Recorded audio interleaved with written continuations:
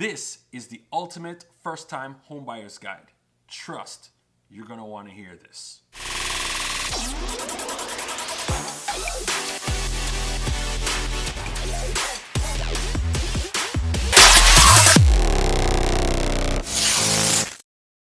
Hey guys, this is Mark here with Mark's Home Living. Let us jump into this. All right, so we're talking about the ultimate first-time buyer's guide. We've seen too many mistakes. We've seen too many hearts broken. It's just been a disaster, okay, for buyers, first-time buyers. And it's interesting, with the amount of information that's out here, people just don't know. So I'm gonna compile it all in one place, in one video, so you get everything. So let's do this. Planning your money out. Okay, so first thing you need to know, guys, is just really how much do you want to spend, right? And how much payment do you want to have each month? How much you want to incur each month. Realistically, okay? I've seen too many people, they got a bare budget, but their eyes are just like, woo, this looks nice. Ooh, look at that house. It's all done, but your money can't get you there, okay? So I don't want you to be heartbroken when you're now working with me and you're like, hey Mark, we really like this house. But yeah, your money really can't get you that. I don't want to have to tell you that. It's not nice, okay? So please plan before you jump in. No, it's always good to have a simple conversation with a lender or with a realtor about realistically, hey, if I want to spend like $2,000 a month, what do you think that would get me, right? Because the market changes all the time. Now in Phoenix, everybody's paying $2,300 a month. Okay, that just seems to be average. 2,300 is just a really good number. Okay, if you want really nice, okay, you might be spending a little bit more. Okay, not so nice house, maybe a little fixer up here and there, you might be at the 2,000, maybe a little bit below. Okay, but in 2022, if you want something really nice, 2,400, 2,500 and up. Okay, that's how much you're gonna be spending. All right, so plan your money realistically. Find a lender. Okay. So, ladies and gentlemen, a lender is going to pull your credit. They're going to see your entire life. Okay. There's no more privacy at that point. Okay. They're going to see your entire life, and they want to make sure that you can qualify for whatever loan you're trying to get. Okay. So they have to see everything. No, the cool thing is by getting with a lender way before you actually engage or start with the market, is that the lender will tell you what you need to get done, right? You might be working on things that you don't need to work on and just waste more time, right? You might be trying to get something off your credit score that you really didn't need to get off, right? And it's affected your score, but you would have known that if you had talked to a lender, right? So please talk to a lender before you try to maneuver different things. I hear it all the time. Hey, I'm just getting my credit stuff taken care of, or I'm getting my credit stuff done. Well, the lender who deals with the mortgage process every single day and deals with credit every single day, that you can contact for free and have them pull your credit for free and have them check your whole situation and give you their advice. Yeah, you need to do that first. You know what I mean? So do that first. Save yourself a whole bunch of heartache. Find a lender like this one right here, okay? And just get stuff done, okay? And take your time. And sometimes you'll be surprised what you'll find. Some people might recognize, oh my gosh, my credit score is way higher than I thought it was, right? A lot of people are using these third-party credit institutions where your lender can just go in and pull in from all three of the bureaus, and whatever the middle score is, that's actually your score. So getting with a lender and having the lender help you sort that out will be really helpful. So after you plan your money, sort it with a lender and take care of what you need to take care of. All right, let's move on to the next one. Getting pre-approved. All right, so after you've talked to your lender, you need to get pre-approved. Now, usually the first time when you talk with your lender, there's you get pre-qualified, right? So it's pretty much you telling them what you got going on, explaining your situation to them, and they might give you a quick estimate, right? No, getting pre-approved, right, is simply stating that you handed over all your documents over to the lender. Okay, you handed your documents over to the lender. They verified everything, and that's the key word there. They verified everything, and when they look at you, they say, "Hey, based on all these documents that you've handed over, like for example, what you're gonna need, I'm gonna put it up real quick, right? You're gonna need 30-day pay stub, 2 years W-2 or 1099 people, okay? 2 years tax returns, 2 months of bank statements, driver's license. That's what we need. You need to have all those things in order. So, ladies and gentlemen, if you are an entrepreneur, you've been in business for a year and a half, you don't have 2 years of taxes, it's not gonna work, okay? We need to have 2 years, okay? So for my entrepreneurial and business people, we need 2 years, okay? For those of you who are just W-2, we need those 2 years, okay? And so all of those things will be helpful to get, once you get pre-approved, will helpful for us to figure out what you can afford, right? And what that limit is for you, okay? All right, let's keep moving. All right, I got a loan, but is it the best one? Okay, so when you're meeting with a lender, you do have options, okay? You're not tied down to one lender, even if you get a pre-approval from one lender. You're not tied down to that lender. However, it's good to get like options, right? To figure out what their rates are. No, not all lenders are the same. They have what they call different overlays, and overlays will be like internal rules and different prices to do a loan, right? So you can get a loan estimate. It's called a TBD, a loan estimate. No, they're required when you go under contract to give that to you 3 days after you get on the contract. However, you can ask for a TBD prior to going under contract and see what they're charging you and see what their rates are, okay? No, I'm not a lender, okay? But I just want you to make you aware of what you need to be asking for, especially if you don't want to be charged out of the wazoo for the same loan that you could get cheaper with another lender, okay? No, the thing about that is you might have a really nice lender and they're really nice in their communication, they're really effective and fast, but their rates are higher. Then you might have another lender who's cheaper but not so efficient, okay? So at that same time, even though prices may matter, you might want the efficient and competent and somebody who communicates really fast and all the time. You might want that person during the transaction, right? I can't tell you how many times I've lost some deals because of ineffective lenders, right? And it goes both ways. Same thing for real estate agents as well, okay? So sometimes it's good to get a lender that might have cheaper rates, but sometimes effectiveness and competency weighs a little bit more, right? Okay, so so comparing loan offers, get that TBD, see what the rates are, see what they're charging you, and then also factor in their work style, their competency, and how they're initially communicating with you. All right, let's move on. Finding a real estate agent. Woo, woo, woo, woo. This is my part.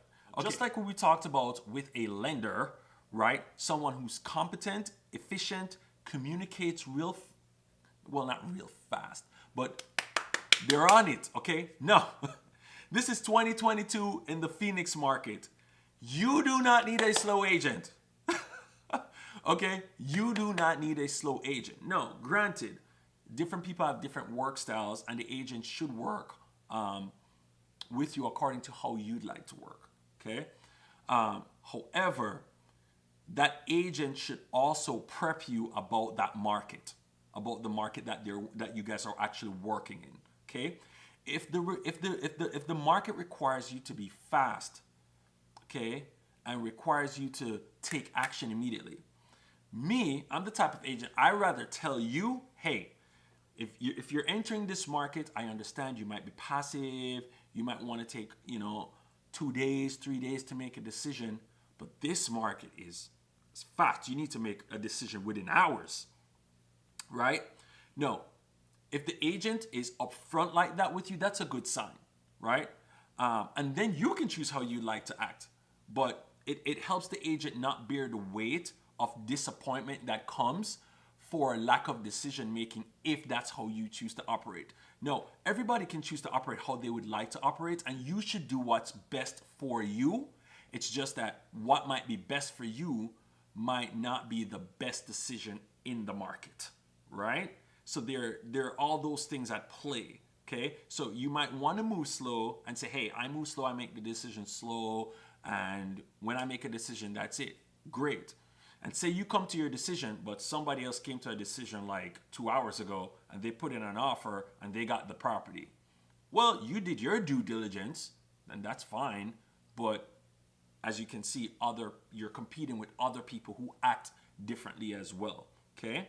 No, so that's a good thing if the agent just lets you know up front what's going on, and an agent who is willing to communicate at all times of the day. No, I hear that some people say, okay, I'm going to work from 9 to 5, and they can be efficient in 9 to 5, and that's fine. However, sometimes your clients, they just need an answer at 9 o'clock at night, or you might need a document, and they might, you might be strategizing, and time is of the essence in this market, right? Time is of the essence in this market. So if your agent is not available, that's problematic, okay? Another thing about finding a real estate agent, when you're looking for an agent and working with an agent and trying to figure out which agent to choose, right? Work with somebody who listens, okay? There's one thing about being arrogant or being too assertive and not listening to your client.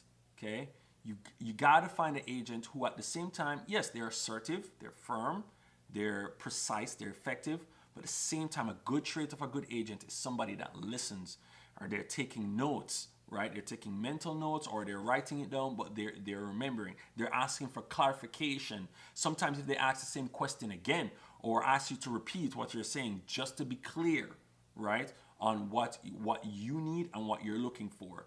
And also someone who's willing to be flexible with you at times, okay? During this process, you're going to change. Your needs and wants might change, especially your wants, right? Your wants are going to change, and if an agent is not willing to listen, that can create a lot of strife within the deal, actually, when you actually get on the contract, and that's not necessarily helpful, okay? So take your time, ask a lot of questions. Another thing too is a lot of agents bank on years of experience. They say, oh, well, I've been doing this for 15 years. I've been doing this for 20 years. Listen, this market changes so often that it doesn't matter if you've been in this industry for 20 years, 15 years, it doesn't matter. What matters is, do you have market knowledge, right? No, an agent who's been in the market for 25 years might have a lot of troubleshooting skills, right? But a new agent who's been in the market for 6 months, who's been studying the charts, study their market, they might not have 25 years of troubleshooting, but they have their broker who does. And that agent can always reach out to their broker and ask their broker, hey, what do I do in this situation, and what do I do with this? That's what they're paying their broker to do, okay? So they still have access to people who have been in the market for a long time. But what's very effective is having current market knowledge right away, knowing what the market is doing right now, so that they can help you make the best decision right now. So that's the type of thing that you need to look for in an agent, that will help you get into a property and get into a property fast. All right, let's move on. Here's the part that everybody likes now, right? House hunting. Okay, so now you have your realtor. You picked your realtor out. You have your lender. Your docs are in play. Everything is good to go, right? And planned your money. Okay. The next step is to house hunt, right? The thing about house hunting in this market in Arizona 2022, the thing about this market is you got to be quick, you got to be fast, right? And the less contingencies you have, the better, okay? Now, you might be a buyer, but you also have to sell your house. Is it ideal for you to sell your house before you buy? Absolutely, hands down, right? But then you take a risk of not having a place to stay and not finding your house, especially if you limit yourself. This is very true. It's happening to a lot of people, okay? Having less contingencies is best in this market. Having the cash on hand, being ready to go, having a clean offer, right, is the best way to go, okay? It's the best way to go. Now, that is ideal. Granted, that's not everybody's situation. Whatever your situation is, you got to make do to the best of your ability. And that's what you have to do in this market, right? Whatever you're not willing to compromise and whatever you're willing to compromise, it has to be the best, okay? So that you can take action. And you can't be too passive, okay, about taking action in this market. You gotta act, okay, when we're considering house hunting. Now, as agents today, we're looking everywhere, okay? We're looking everywhere. We're looking at off-market properties. We're looking at properties incoming soon. We're looking at properties on Zillow, Redfin, the MLS, talking to neighbors, going around door knocking, asking people if they're looking to sell. We're doing all of that to get you into your property. All right, so that you don't have to compete as much as others. So you need an agent who's willing to do all that work, because it takes time. I'm telling you, I'm doing it. It takes time, it takes work. There's a lot of no's, there's a lot of people telling you they don't want to talk to you and all. That's fine, but we got to do the work that we got to do to get you into a property. And you, as a buyer, what can you do in this market? Well, talk to your friends. Do they know if somebody's selling? Hey, I'm trying to live in this area. Do you know anybody? Right? That's the same thing that the agents have to do as well. Okay. So it's an open market, open field right now. So you got to act fast, talk to everyone, and be assertive and get into the house that you want to get into. Right? That's the goal anyway. Okay. So that's a little bit on the house hunting side. It's kind of quick. There's not a lot happening other than you just have to act real fast. Okay. All right. Let's talk about writing an offer. Okay. So I'm going to piece these three things together. So writing an offer, inspection, and appraisal. All of those. In this market, when you're writing an offer, sellers are looking for a clean offer. So what is a clean offer? Above list. So let's use a simple number, 400,000. The house costs 400,000. Above list would be 420. Okay? 415, 420, 425. That's what they're looking for. Okay? Okay? And then earnest money is good faith money. It's a part of your down payment money. They're looking for earnest money. Earnest money should be 1% of the sale price, right? That's just a quick rule, okay? 1% of the sale price, which is part of your down payment. So, but if you can give more and put more on the table, and the reason why it looks good if you put more money on the table, because it makes you look really serious as a serious buyer. Right? Because there is a chance that you could potentially lose that money in the deal if you do not fulfill your due diligence or your duties within the contract, or if you breach contract, right? If you breach contract, you can lose money. No, the seller knows this. The listing agent who's representing the seller is telling the seller this. So if you as a buyer come in with a lot of money with your earnest money, okay, they're like, man, this person is putting up a lot of money that they could possibly lose. No, obviously you're not gonna do anything to breach contract, okay? So you'll always keep your earnest money, but the possibility is there, right? And so the mere fact that you're doing that and willing to lose that shows that you're a serious buyer, and that looks great in the eyes of a seller.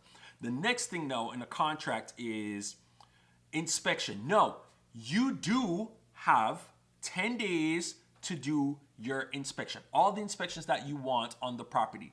That's your due diligence. Should you do that? You should absolutely do that. However, what we see happening in this market, in Arizona 2022, is that people are waiving the inspections.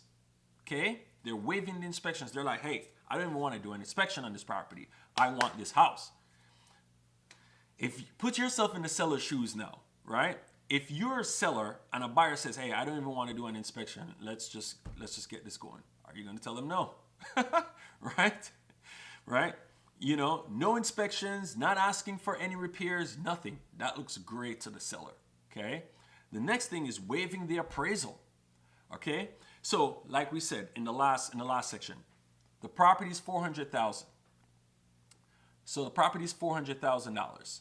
You offered 420, okay? The appraisal comes in, right, at, say the appraisal comes in at 385, right? So you offered way more money on top of that. And on top of that, you guaranteed that money. When you waive the appraisal, you don't even care what that number came in because you have the money to cover whatever the difference is. If you said you're going to offer them 420, it's because you can cover 420, right? If the appraisal, you know, it's so hard even just talking about it now. It's so hard, but people are doing that. They're waiving the appraisal. They have money to come in or to put above whatever the appraised value is, even if the appraisal comes in low. They have money to put on top of that. They are waiving the inspections, right? And sellers are like, okay, cool, we're going to take that offer, right? No, if you want to do your due diligence, get your 10 days inspections, you don't want to spend more than what the property is worth, so you're getting an appraisal done. Guess what? That's not always winning. Even though it's the right thing to do, that won't necessarily always get you the property. You have somebody else who's willing to take more risk than you. And if they're willing to take more risk than you, you have to decide at that point in time, is it worth it or not to waive the appraisal and waive the inspection. If you have money and you can potentially waive the appraisal, cool. If you walk through the property and you don't really see any big issues with the property, you can just go ahead and waive the inspection. So people are doing it and sellers are accepting offers like that in droves. Okay? Why? It's very appealing. Why? Because the seller they don't have to do anything, right? They're just waiting for their money to close. And most of the lenders now are closing anywhere between 21 and 30 days, right? So writing an offer, that is what it's looking like, okay? The other problem now that we might have with writing an offer is for my buyers who are buying property who have to sell their house with a contingency offer.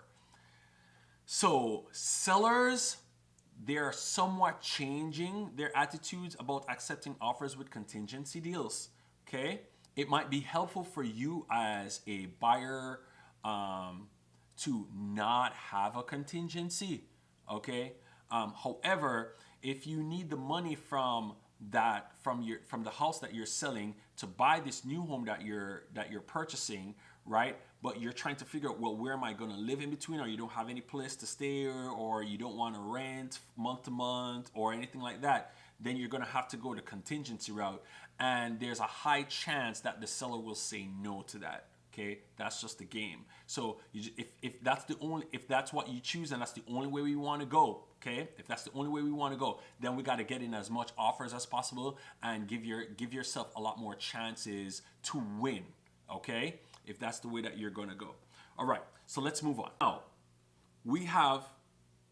you put in your offer gets accepted, and then we have what we call the underwriting process. Now, when you give all your documents to the lender goes through all your documents, make sure everything is good to go and whatnot.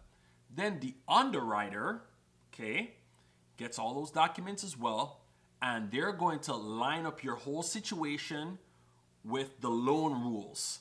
Okay, they want to make sure there are zero red flags, right? That you're a zero red flag person. For me, before we even go under contract or write an offer, I want to make sure that you're underwritten. Why? Because in the deal, it's just smooth sailing, right? We know that there are not going to be any issues because you're already underwritten. I do not want to wait until we're under contract and then going through to find out, we got some issues, right? No, there are things that can still happen within the deal that can cause you to not qualify, like buying a car and getting a new loan, right? That can absolutely kill a deal, okay? Getting the underwriting process done before you actually put an offer in is, if you ask me, the best way to go. It just saves us a lot of time and a lot of headaches, okay? All right, so that's the underwriting process real quick. All right, let's move on. Now, you planned your money, you found your lender, you got a realtor, we wrote an offer, offers accepted. Now we're closing, right? When we're closing, a lot of things that people seem to forget, especially when we start the when we start the once your offer gets accepted and we start the process is, hey, you got to change your mail. Okay, we got to change utilities. We got to make sure we get all the keys. We got to change the locks.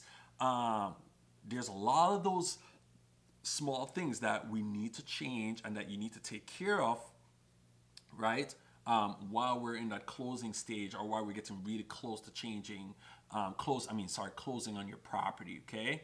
Right? So, when it comes to moving, you need to think about, okay, do I want to get a moving truck? Do I want to hire a U-Haul truck? Some agents have access to trucks. Some agents, that's extra liability as well. Some agents will contribute to that, as a closing gift.